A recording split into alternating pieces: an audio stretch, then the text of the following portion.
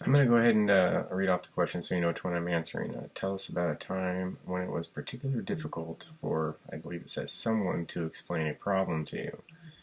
How did you reach an understanding of the issue? What was the result? One situation is where we had an individual come in speaking to a few of the other individuals and did not feel comfortable coming to me as one of the senior representatives in the area, and fear that the individual that he wanted to talk about may lose his or her job. This happened back in 2010 when a soldier wanted to commit suicide. At that point, not being a counselor, I did go ahead and give him my personal advice, which was it would behoove you to go ahead and enlighten me of the situation if it's that serious. It's a lot easier for you to put your head down at night, knowing something bad happened. So what I did do is, knowing that my limitations and could not persuade the individual to tell me everything, I went ahead and took the soldier down to a counseling area and allowed him to spend some time with that individual, maybe build a route with that person, and they are professionals in that area, and they can try to put him in a more safe environment for him to speak. In the end, that little extra coaching and getting him down the counselor paid off. The soldier did and wanted to attempt suicide, but because of his friend's actions in our work environment, he was able to be saved, put into some care for about 48 hours, and then took him to an area to where he can get some additional assistance.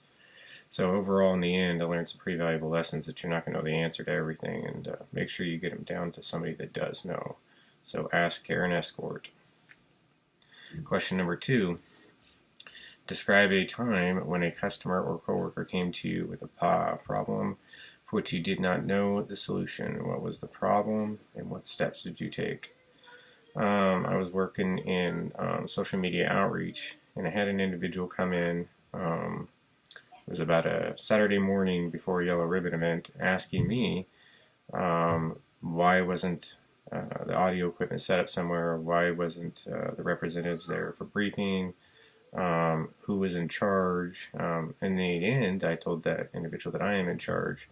The problem was in being in charge in these situations isn't you don't know everything, you're just responsible for the event.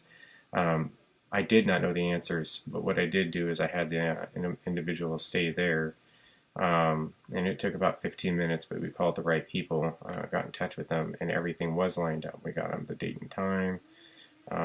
Everything rolled together very smooth. I have to admit, being in that responsibility, even though the job description says that's not what you're supposed to do, we're just there for oversight, basically a liaison between one structure and another. It's very important to make sure maybe you should know these extra things just in case, and it'll set your customer's mind at ease. That's it.